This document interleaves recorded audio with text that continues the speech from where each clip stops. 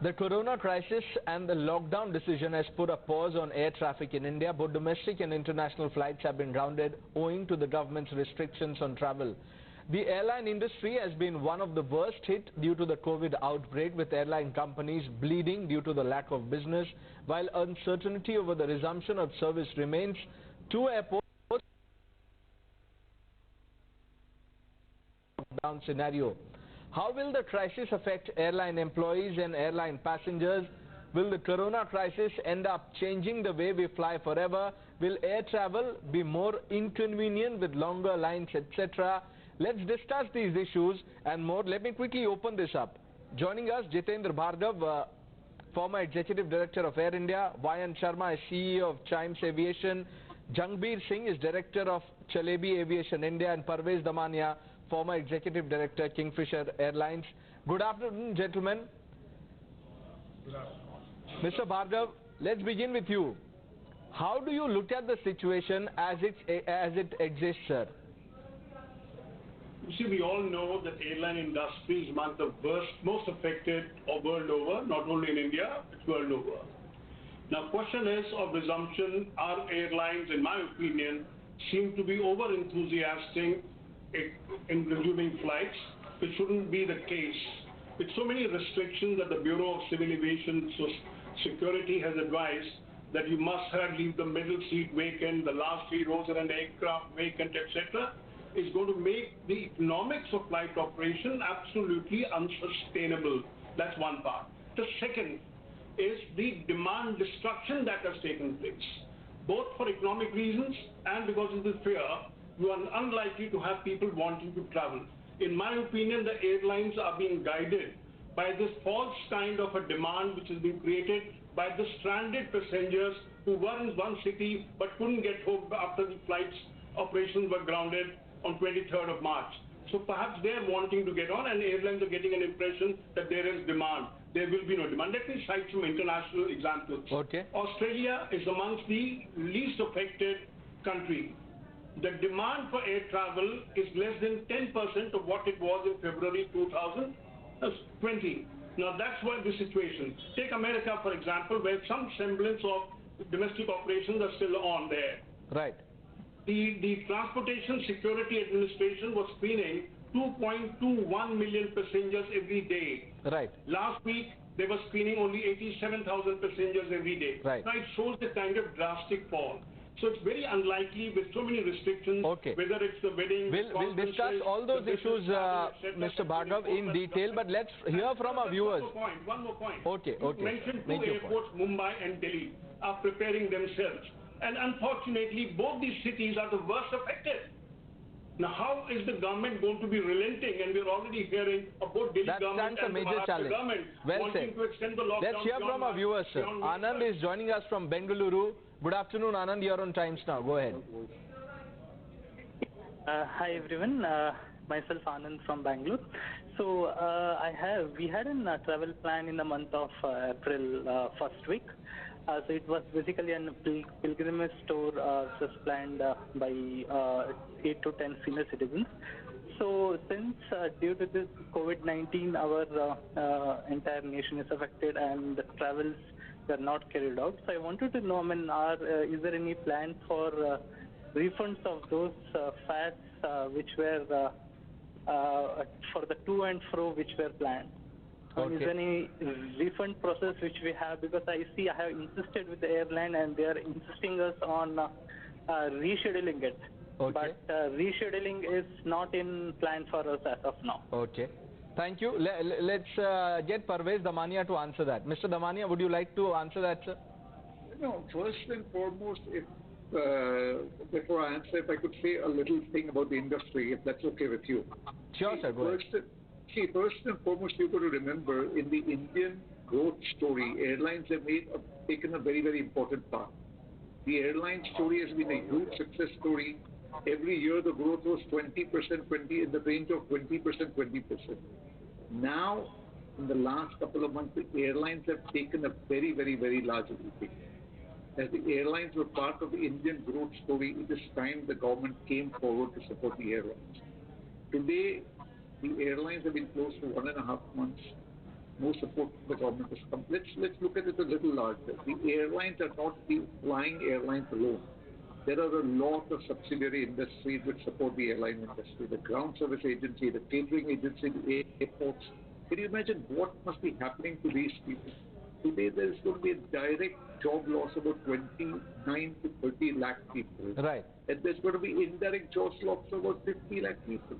Now, if the government doesn't move fast, which it has not moved at all, and come forward with a very, very, very large stimulus package, a financial package, Right.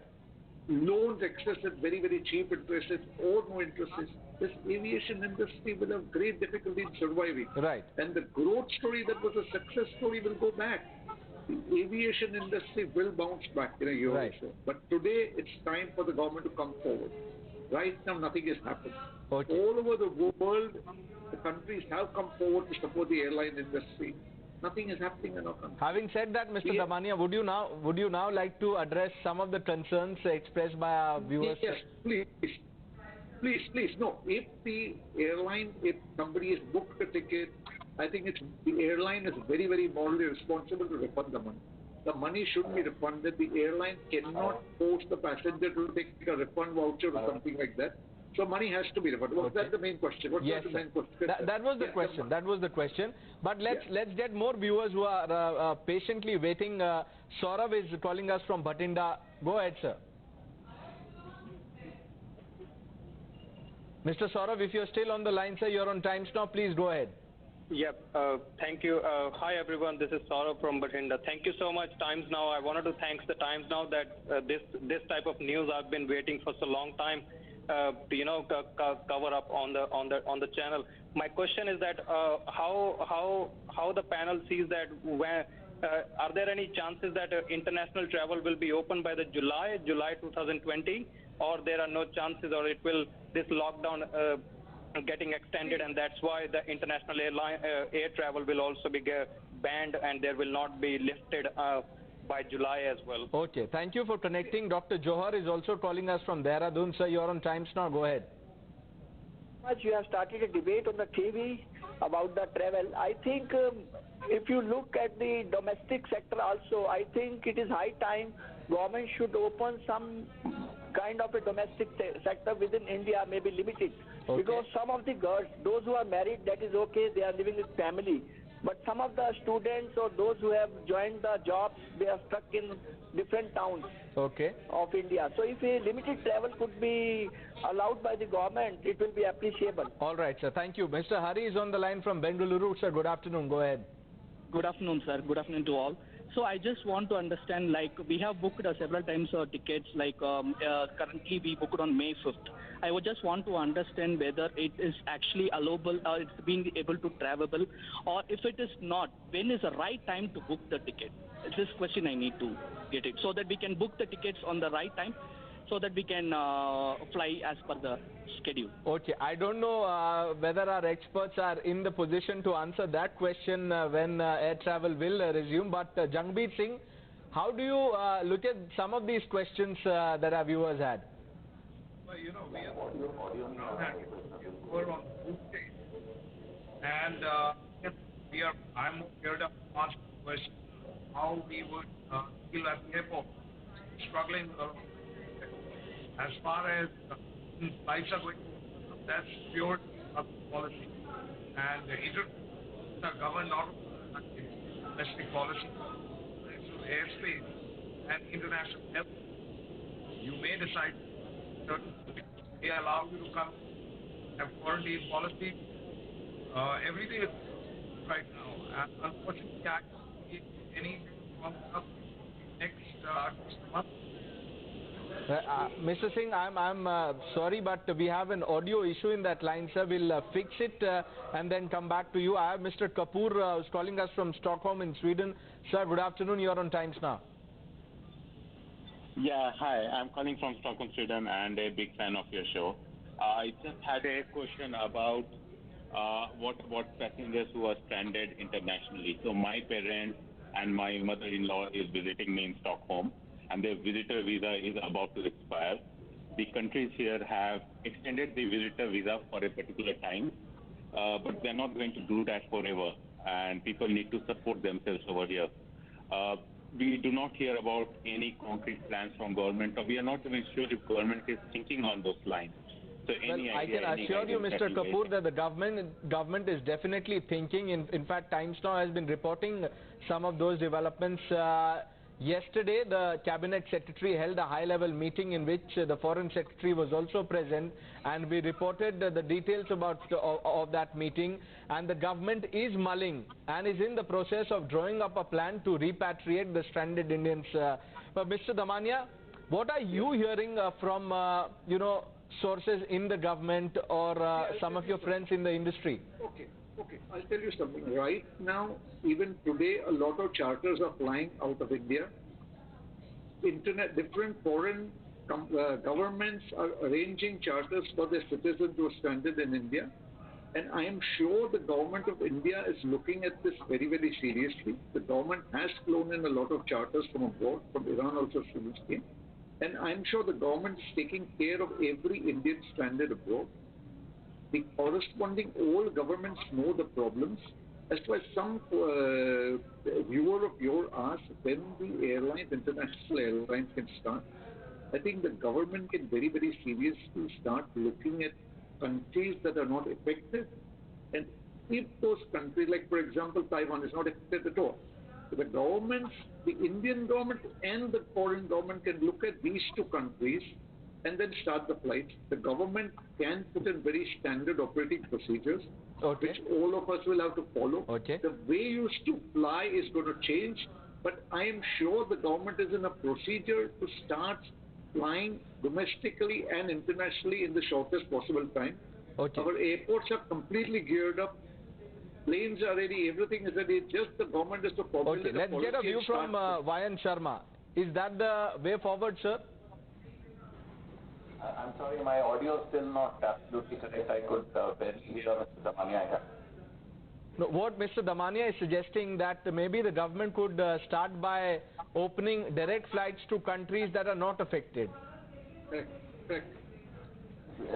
See, as all of us are aware that it is very uncertain times right now, and opening to other countries or domestic operations also, I'm sure the government is seized of the fact that airlines or any other activity has to start soon, because if this lockdown continues for too long, there'll be precious little left to save. Having said that, safety is important, so I'm sure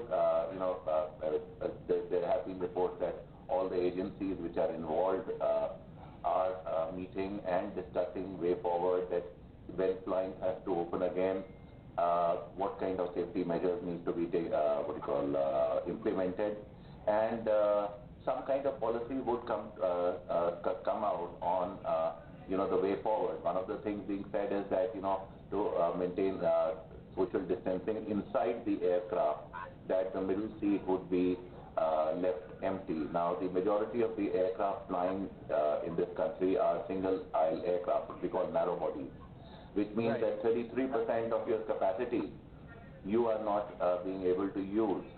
Now, how that works economically for the airlines is something which needs to be seen. So fewer seats, fewer choices and higher fares after the corona crisis ends. We'll discuss those challenges as well. A quick break. Please stay with us.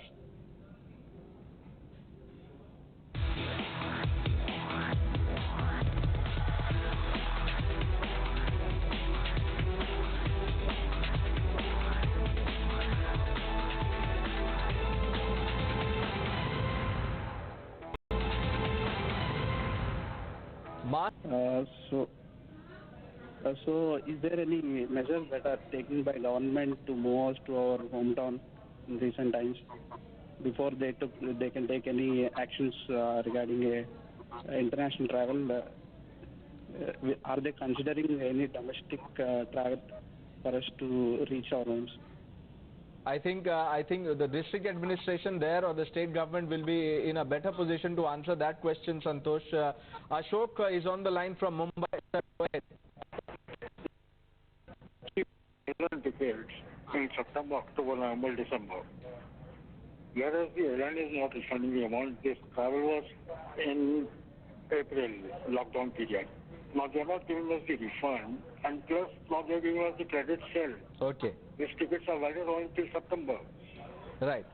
So refunds, that we've discussed that, and we'll ask Mr. Damani again if time permits. Rajappa is on the line from Chennai. Sir, go ahead. Good afternoon. Hello, good afternoon, Tan, as well as the panelists. Thanks for your inputs. What I'm trying to ask you guys, we are from Mumbai origin.